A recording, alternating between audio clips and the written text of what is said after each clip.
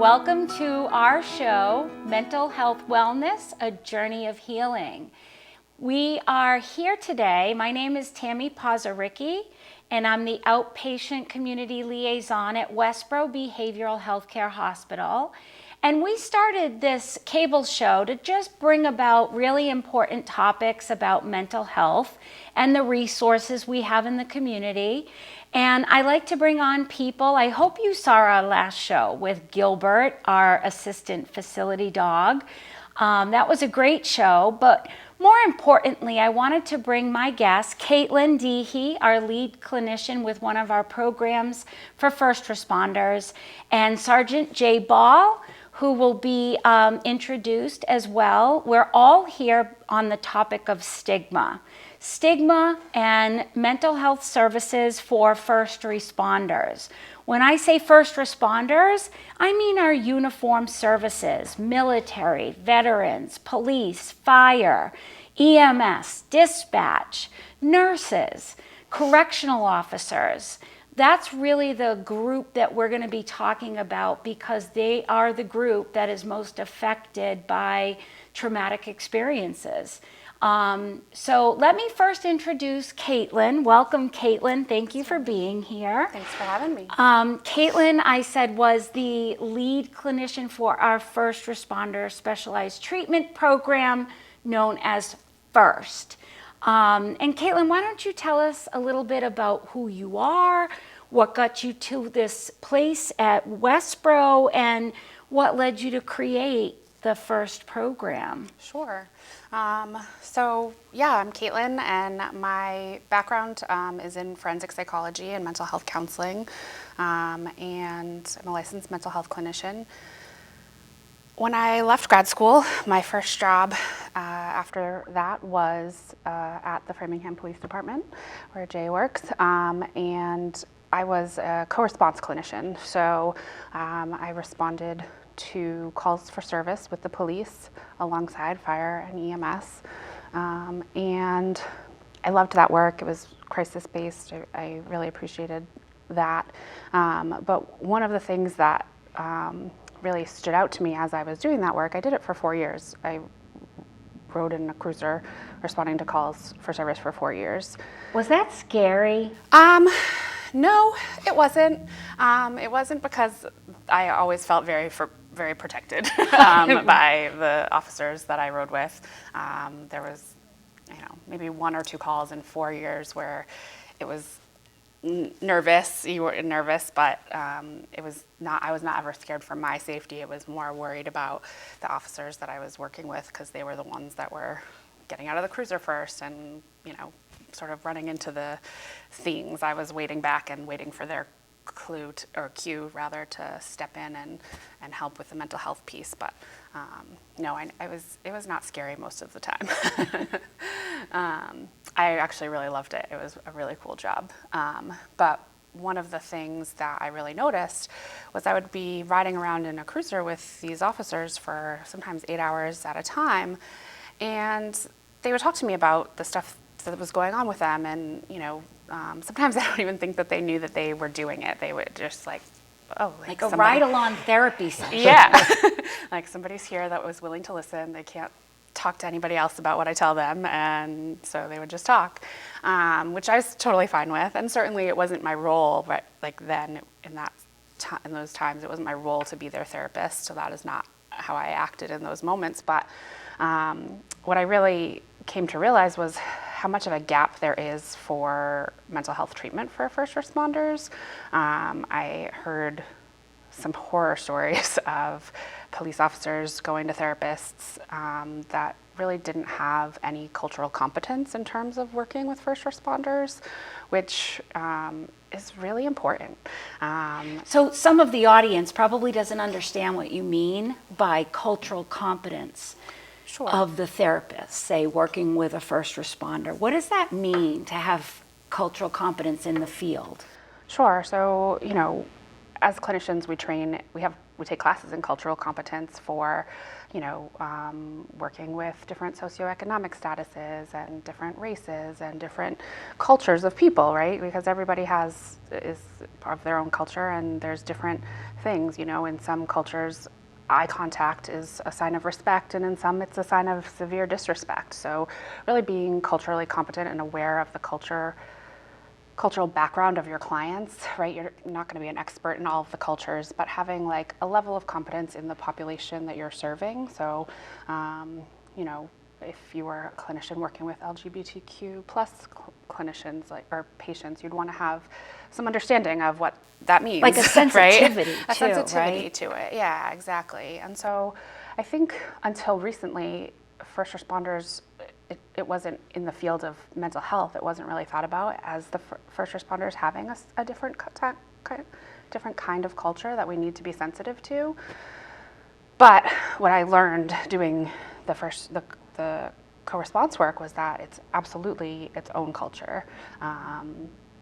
Until you are a first responder yourself, or privileged enough to have a role like I did, where I was able to really see what that looked like without being in it myself, it's really hard to wrap your head around what a first responder does on a day-to-day basis, right? It's what the general population knows about being a first responder is pretty limited to what they see in the media, what they see on movies, TV, all the crime shows that are out there, right? And maybe what they know from family members, right? But I had a family member who was a police officer, and until I stepped foot in a cruiser and actually was present for those calls, I had no idea what police work really was. And so having an understanding of what it is that first responders do in their job every day, the type of trauma and things that they see in their work every day is really important, because it plays a role across all the parts of your life, right? I've had first responder patients come to me and say, well, I don't need to be in the first responder program, like if my problems aren't about work, like it's not work stuff that's a problem. And I said, well, that's okay, like you'll be in a group of people that maybe just can understand what your job is and what that looks like. And then as we went through treatment, he was like, remember when I said that my stuff had nothing to do with work? And I was like, and he was like, well, maybe I was wrong. It has a lot to do with because work. it has a lot to do with it, because you can't do what first responders do every day for years and years and not have that impact you. And so we don't give our first responders the space to allow it to impact them and allow it to process those feelings about what they do in a safe space. So it builds up, and then it impacts all the different places of your life. And so really just having some sensitivity to that trauma, that culture, some of the dark humor that first responders use to cope, right? Because they have to go to the next call. So it's not, they say things that some mental health clinicians without that cultural competence would hear a first responder say, and they would be horrified, like, by some of the things that that people say, to like use that dark humor to get over it and go to the next call, because that's how they have to cope with it. And so really that cultural competence, I think, is really a big important thing in terms of mental health for first responders. And so I became passionate about that through doing that co-response work, and I started a police-specific outpatient counseling program at Advocates, where I worked before Westborough, and I still do that in a fee-for-service basis, actually. And then I was given the opportunity to come to Westborough and start a whole first responder outpatient treatment program, and I think it's really important, and I love what I do, and I am glad to be at Westborough doing the work. So. And I'm glad to be at Westborough knowing you do this work. It's amazing. And it's amazing to see the first responders who are so resistant to any type of treatment, yet once they're in, they're participating in trauma-sensitive yoga and doing expressive arts and the things that you would never expect someone who has a uniform to do. And so that brings us to our other guest, Jay. Thank you for being here. Thanks for I'm having me. going to let you introduce yourself and what brought you to where you're at. Sure. My name is Jay Ball, Sergeant with the Framingham Police Department. I grew up in a city called Lawrence, Massachusetts. Pretty good family. Never anything really, great parents, never had anything to do with mental health in my mind. Never was brought up at the dinner table or anything like that. I joined the military. I spent some time there. I got to go to a few places, one being Bosnia. It had a profound effect on my life, but I didn't know that at 18, 19, 20 years old. And I fulfilled my dream of becoming a police officer. I've been a police officer with, I started with the MBTA Transit Police in Boston. I spent some time with the Milford Police, and I've been with the Framingham Police, and it seems like I got there yesterday. It's been 9 years. As time went on in my life, I noticed different changes in myself. And I was always in detectives, and I've got a background in narcotics. And a good friend of mine, I won't embarrass him by saying his name, but a good friend from a neighboring department told me one day, and I tell the story a lot, he said, wait till you have kids. And I said, what's that supposed to mean? He said, wait till you have kids. Things are going to change. You're going to change. And I didn't really understand what that meant. I understood, yeah, sure, I'm going to be taking care of a child or children. But I didn't realize that what effect that military had on my life, what effect calls that I went to as a police officer had on my life. Then I had children, and it was like a switch. I never believed it. Things that I may have seen in Bosnia, things that I saw on the job, but you want to keep it in. Police are always seen as warriors. And obviously now, 21st century policing, we want to take that warrior. We don't want to take the warrior out of the job, but we want to be guardians too. We want to provide a service to the public. Are there calls that we go out there and have to be warriors? Absolutely. But I would say a great majority of the time, like firefighters will tell you, and I'm not speaking for firefighters, but putting out fires is a small part of their job. And then they're pretty much helping people. They're doing medicals, much like us. We may go to violent situations, but a lot of it is seeing the ills of society. I always joke to Katelyn, no one picks up 911 or picks up the phone to call 911 and tells us, hey, I just want to call and say, hey, I hope you're having a great day over there at the police department. People don't do that. They call us at their worst. And for so long, first responders, police were seen as, you got to take it, you got to take it. Not only could a critical incident stress happen, but think of the officers that spend 30 plus years on the job. And I'm not saying quantity of the years. Someone could spend 5 years on the job and have just an awful 5 years of calls and critical incident, but that cumulative stress that happens over time. It's that cumulative stress, right? Mm-hmm. And what happens is, and now we have so many generations, and I see it now, the generations in policing, there's young officers on the job today that technically age-wise could be my kids. So it's weird. I never thought of that. And I don't think I'm that old. I got gray coming in, but I'm in my 40s still. But you think of they're just starting. What are they going to see? Can we change it for them? Our officers that have retired, is there a stigma? I know I always say the S word. Is there a stigma involved? Is coming forward going to take that warrior away from us? Is that going to make us any less of a police officer? So I saw that change in my life, and I went to Katelyn one day when I went to a mental health first aid class, and I asked Katelyn, I said, hey, do you mind if you have a police officer teach with you? Would that be a good idea? You almost had a heart attack, I think, right? I did. Not because I didn't think it would be a good idea. I was just surprised that you were interested. But I noticed changes. Not that I was doing destructive things, but I saw a change in myself. Certain things were affecting me on the job. And I've had a great career. And I can say, nothing awful's happened. I've seen some things. There are police officers, firefighters, military members, leaps and bounds beyond us. But what I try and get across to everyone, especially when we're talking about stigma, is everyone's different. Yeah. And just for example, children have an effect on me from different things in my past. Child abuse, deaths of children, that is a large effect on me.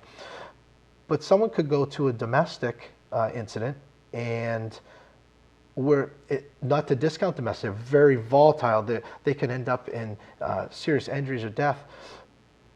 But think of the officer and their background that may have grown up in a house with domestic violence. Right. And they're responding to a call. They're totally competent in being a police officer. They've passed everything to get in there. But if they grew up in a house with maybe domestic violence, that has more of an effect than it does on me.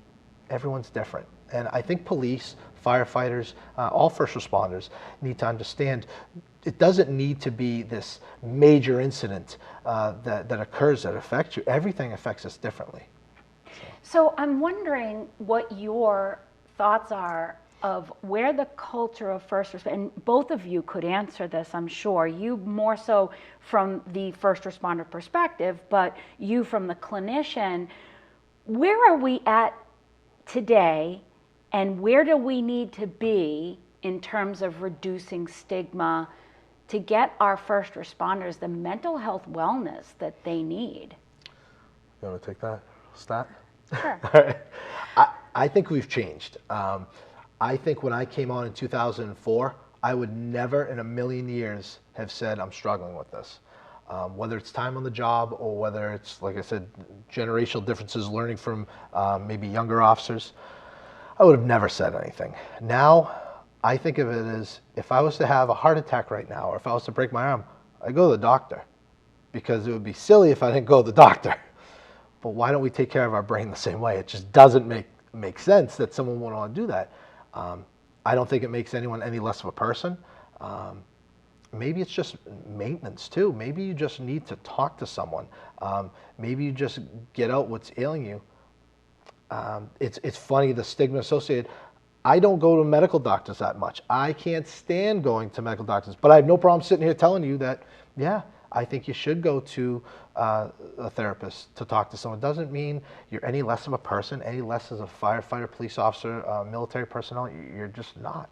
And I think it's changed. I think there was resistance. I think leaders today, I think the chiefs, deputies, captains, who's ever in charge, I think there's a change there. For example, this year, the Municipal Training Council is, every year we go through as police officers, a lot of mental health training. And this year they're really pushing for good peer support groups, because Katelyn and I will joke about this. No police officer, firefighter, well, I'll leave firefighters out. No police officer is going to go to the city or town run support. Maybe some do, and that's fine. But sometimes you just need to talk to a police officer. Right. And sometimes that peer support is at 1 a.m. when you're leaving shift and your friend's coming on shift, and you're sitting by a cruiser and talking about, I don't know, are you getting divorced? Are your kids doing all right? Are you sick? Did something happen on the job? And you're just talking, but that's peer support. That's right. Exactly what it is. Right. So I think it's more common these days. I think that Framingham has a leg up on other departments, not discounting what other departments do. I just think the integration of the clinicians in the cruiser, I think that has allowed our department, at least, and I'm not here on behalf of the Framingham Police, but I do see having an impact on the officers that ride around. I truly do. What are you seeing, Katelyn, in terms of the resistance to join the FIRST program, the mental health program that you offer at Westborough? What do you think the biggest barrier is for these first responders in getting help?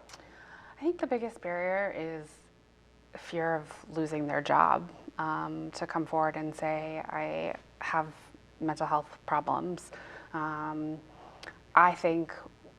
do think we've come a long way, as Jay said. I do think the co-response presence, especially in this area, has really helped our state come a long way with that.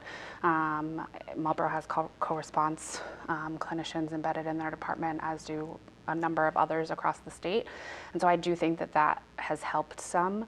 But what I think really needs to change is the belief that you can't do your job and have a mental health illness at the same time, right? Because just because you have depression does not mean that you can't be a good police officer if it's if you're dealing with it, right? Right. Certainly there's that danger zone we get into, right? Where if somebody's suicidal or homicidal, do we want them to be carrying a firearm regularly? No, probably not. But that doesn't mean that they can't get treatment and return to doing that job and Right. carrying a firearm. And I think that that's the piece that, and for firefighters too, like it's just across the board, first responder, military, it's, well, if you have a mental illness, are you competent to do this job? Right. And yes, the answer is yes, right? But, and from my point of view, I want the police officers that respond to me if I'm in a crisis, I want them to be getting mental health help, because it's actually safer for the officers, the firefighters, the EMS workers. It's safer for them and for the people that they're serving in the community for them to be getting mental health help if that's what they need, versus letting it go untreated and then having somebody, you know, sort of have a break at a bad time when they're trying to help somebody in the community, or they show up at a call that triggers them and they sort of snap, right? Like that's the worst case scenario. But if we know that this is a problem for somebody and can work with them to manage it and maintain it, then we're greatly reducing the risk that something like that will happen on a call. And I think that that's the big piece, is that fear of having your job taken away, especially for some first responders who, like, you know, this is all they've ever wanted to do. And if they have to leave it because they got depressed or post-traumatic stress, or they have high anxiety, what are we gonna do? This is all I've ever done, you know? Right. And so I think that seems to be, with the patients I've had in the program, one of the strong barriers that they've talked about. Yeah, I think it's the fear and the stigma of what are the repercussions? And a lot of what I've seen is that we look up to all these first responders like as our heroes, and you're supposed to be made of something non-human to keep you from feeling the feels. You know, suck it up, we have to go to another call kind of thing. So what do you think warning signs, Jay? Like if someone, whether it's military, dispatch, firefighter, what do you see as some of the warning signs that they should be looking for? I really probably need some support on this. I'm glad, and I'll get that. I'm glad you brought up dispatch, because people forget about our dispatchers. Before we know anything is going on, that dispatcher is on 911 talking someone through a crisis in their life. Could be someone that's maybe passing away right in front of them, and they're getting instructions to save their lives. But I'm glad you brought that up. It didn't slip my mind. I always want to put out the dispatchers. I don't know. Change in behavior. The big thing is an officer that's always happy-go-lucky coming in. Maybe that's a front, but is that officer that's always coming in, joking around and boisterous? All of a sudden they're quiet. Are they spending time by themselves? Sometimes shifts, 2 or 3 officers will get together, have dinner at the station, or they'll order, and yes, we gotta go when you gotta go, but oh no, I'm all set. Retreated from the camaraderie that, even though sometimes there's things that go on in police and fire departments that affect us all. Did a critical incident happen? There have been critical incidents in the past couple of weeks at our place alone, where I look and I go up to a couple of guys and I'm like, hey, phenomenal job. Hey, let me know if you need anything. And I think if we see a change in behavior from those incidents that may be moving forward, those are something you need to look at. What do you think? I mean, change in behavior is a big one. Change in behavior is a big one. I think, irritability is a big one to look out for. I think a lot of the patients I've had have come in and said, my family has been telling me I'm more irritable than usual. So yeah, that sort of that change, right? That is not typical behavior for a person. I think is a big one.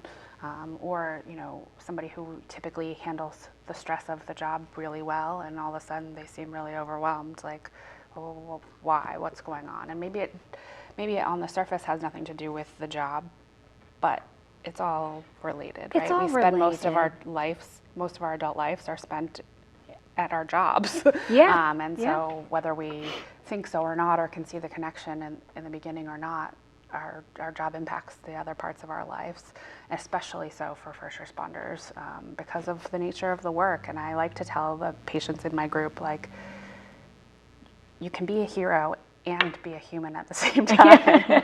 Like Hero and dialectics human, and yeah. dialectical behavioral therapy, like dialectics are a thing. Like, two things can be true at the same time. You can be a hero and have emotions, but you have to process those emotions, otherwise it becomes a problem. Right. But it'd be weird if you went through your whole life doing this job and had no emotions about any of it. That would be concerning, right? Right. And what people do is they just bottle up those emotions, and then it becomes problematic after their career ends, right? The statistics are there. People, passing away within 6 months of retirement because they just stuff all that stress and they don't deal with it because they have another call to go to, and then when they have no more calls to go to, it just all comes out. Unravels. Yeah. I can see that. It's incumbent upon, and I always say leaders, and that doesn't mean to be someone of rank. Now, yes, a person of rank should be looking out for their officers all the way up and down the chain of command, but we have informal leaders too. Police, fire, EMS, we're leaders in the community, but a person doesn't necessarily need to have rank. Look out for your fellow brother and sister officer, brother and sister firefighters, is something different. We all know what everyone acts like. I come in, I like to joke around. They've given me the nickname Biz because I like to joke around a lot, give people the business. I think I take it well when they give it back to me. But if I was to come in angry or non-talkative, someone would be like, hey, what's wrong with Jay Ball? Oh, well, I talked to him, this is going on. Or it could be, I have no idea. He is kind of quiet tonight because I can't shut up, as you know, right? But I think it's not only our rank leaders, it's our peer leaders. It's the informal leaders within our groups that need to look out for each other. At all levels too, like I think it really, like some of this awareness about normalizing mental health for first responders needs to start in the academy setting, and it needs to be something that you look out for in the younger officers and firefighters and dispatchers, as well as the ones that have been on the job for years, because a lot of our first responders come from a military background. Right. So there's, it's not like they're coming into the departments fresh with no trauma. Right. Right? They're coming in with trauma. And so, we need to be paying attention to it from the beginning, regardless of what the background is, right? Because there could be childhood trauma or whatever.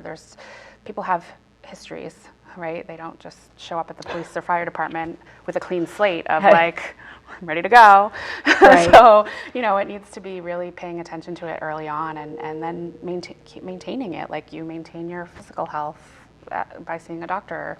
It needs to be maintained from the beginning. I think the coping, there's negative coping, there's positive coping, and I think the people that need to go to mental health providers or your program are the ones that aren't coping. What I hear a lot is people turning to substances and alcohol to sort of end their shift or end their day. And I just was on a call with a group that supports nurses, and the fact that they're seeing a huge increase in alcohol use among nurses. So I think, maybe if you're looking at someone's alcohol use, is that just trying to hide really what's going on, which is that post-traumatic stress or depression or suicidal ideation.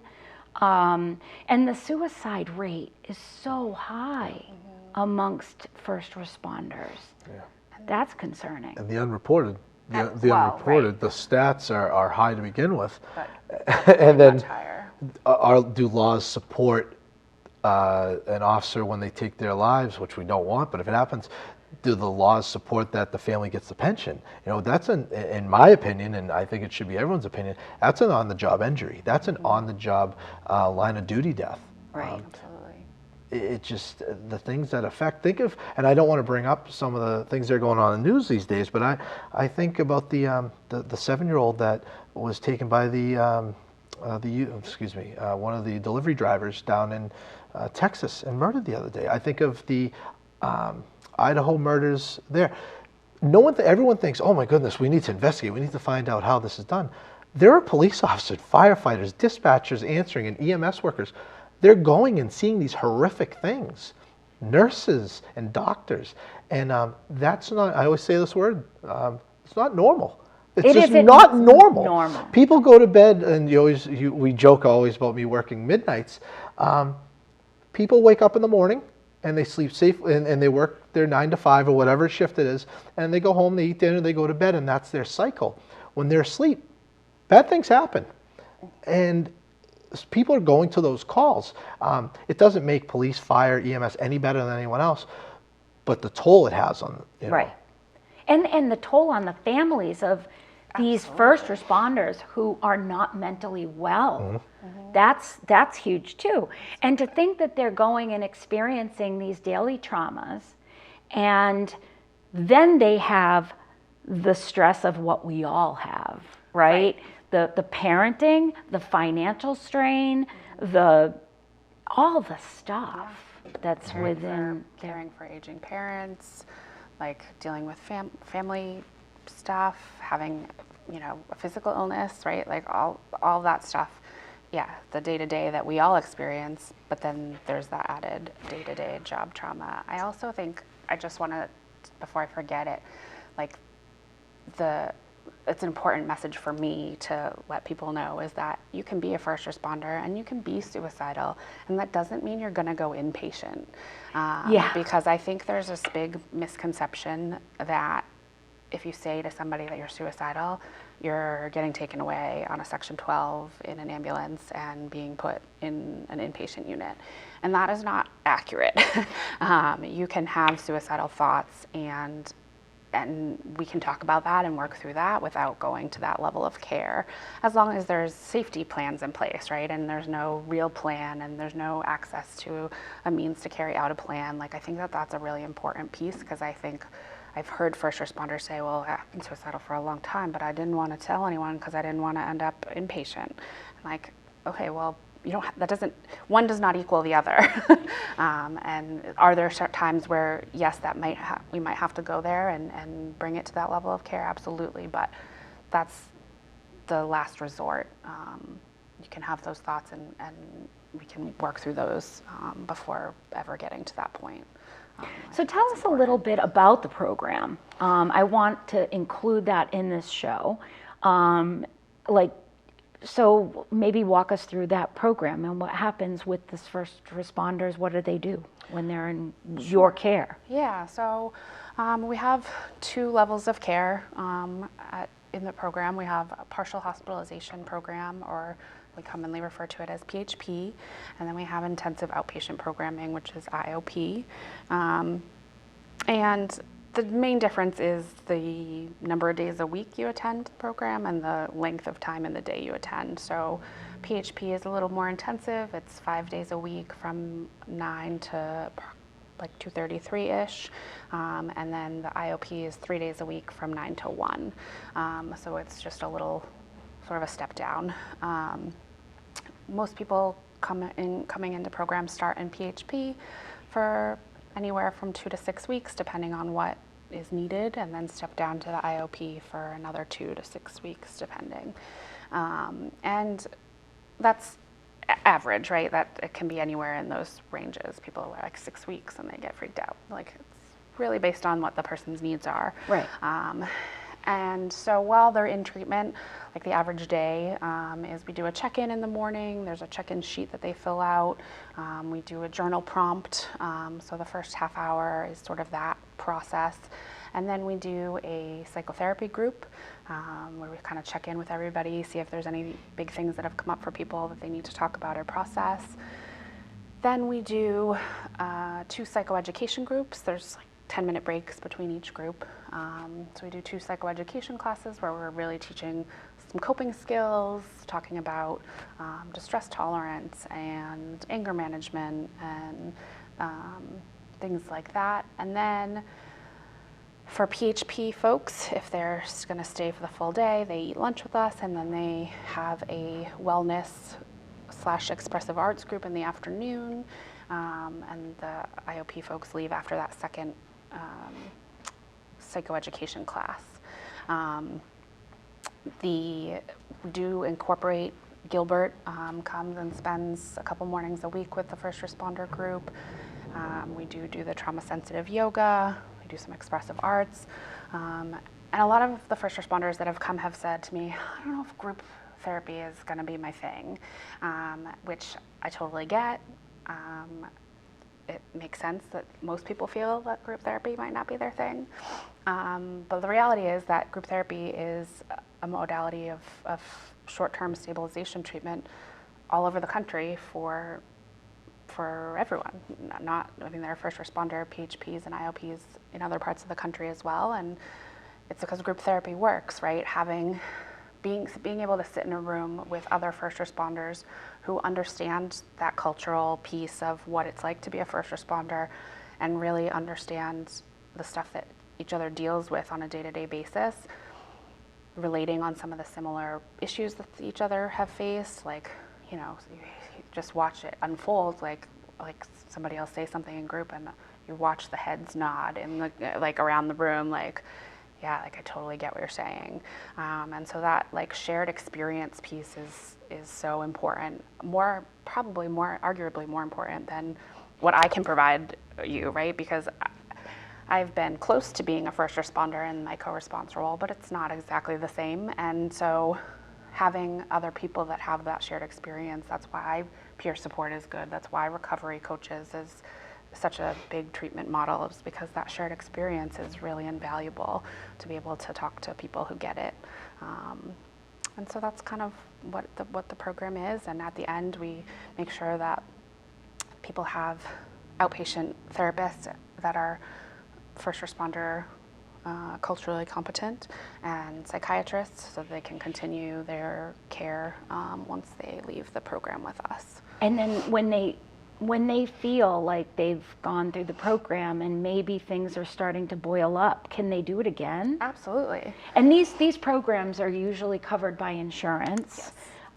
And I've had first responders that either go through their EAP, employee assistance program, or their insurance company themselves, or human resources. But I also want to point out that it's very important for a lot of people, first responders, to remain anonymous, right, within their, and I think that's doable, right? Absolutely, yeah. We have, the program is separate and sort of niche for a reason. We have our own group room that we use that none of the other groups use. We have our own break room for the first responders to use, because that separation is important. No first responder wants to go to a treatment program and be running into people that they, have dealt with in the community, right? Like, that's not ideal. So we definitely tried to. We've even staggered our start times of groups by just 10 minutes, but it keeps breaks sort of at a staggered time, so they're not necessarily running into other people in the hall that they, Right. It's may a small have world, had it, right? So right. So we are sensitive to that. It's an important piece, and I think Westborough actually provides a really sort of anonymous space, right? It's up very on a hill. Like, nobody can see your car driving by. Sort of, it's I mean, pretty. people have lived in Westborough for years and say, where are you? Right. What, have you ever even heard of Westborough Healthcare? Yeah. So yeah, it is very in solitude up there. So we're sort of coming to the end of the program, and before we have Katelyn say how to get in touch with her, do you have anything to say to our audience about this topic? Yeah, I've been thinking all along, and I say it in some of the classes I teach. I would say 99%, police are going to laugh right now, 99% of police officers, maybe even firefighters, go into their interview when they become a police officer and say, when the chief goes, why do you want to be a police officer? I want to help people. Sometimes it fades away, but it was there day one. It was there the day you want to be interviewed. So my thought is this: if things are affecting you in your career, you still want to help people. Yes, people get jaded. Things happen during your career that change, whether it be internal issues, whether it be things you've dealt with on the road. Help yourself so you can be a better service to the public. An officer that understands mental health, an officer maybe that has lived experience with their own, is better on the street. I'll show up as a supervisor of calls. On some calls, I'm like, ooh, geez, I should probably get over there. And then I hear sometimes who the officer is. Maybe I'll go to another call because I know that officer is handling it. I've seen them with mental health calls, and a lot of the calls we do are mental health calls. So part of that destroying the stigma is let's look into ourselves, because we all started day one saying we wanted to help people. Maybe you lied to the chief that day, but you started this job wanting to help people. And that's all I'm saying. There's no reason to feel any less of yourself. You're still the person. Let me take that back. Maybe you've changed a little bit, but you're still that good person that became a police officer. Right. So. Thank you. Yeah, and I think just to add to that, quickly, like every patient I've had in my group has said, or what comes out is they're helpers. They put everybody else in their lives before them because they're in helping professions and they want to help people, and that's why they took the jobs they took.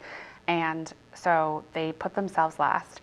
And I say to them almost on a daily basis, you literally cannot pour from an empty cup. Yeah. Like, if you want to be effective and efficient at helping people, which is what you say you want to do, you can't continue to do that. It's not sustainable to do that if you're not helping yourself. That's awesome. And I think that that's really important. So if someone is interested in just talking to you and just getting a little more information on what the program is, or how do I even start this process of getting help, how do they get in touch with you? Yeah, so I'm always happy to take calls just to even get information, kind of feel it out, talk to me, see if you think that we would be a good fit, right? Because that's important. I know, not everybody is going to feel comfortable with the clinician that they have for a group, so it's important. So I'm always happy to take those phone calls, and people can call me directly at 508-329-6028. Awesome. And we'll make sure that that information is put up on the show so you get it. But I want to thank you both, Jay and Katelyn, for being here late afternoon on the middle of the week. I appreciate it, especially with you working midnights. That's all right. It's just another. Thank you for being here. Thank This is such an important topic which we could talk about for hours, but I wanted to bring it to light so that people can start talking about it in their homes. We want to thank you for tuning in for Mental Health Wellness, a journey of healing. And my name's Tammy Pozaricki. If you want to know more, we do have a website, westboroughbehavioral.com, and we'll see you next time on the show. Thank you.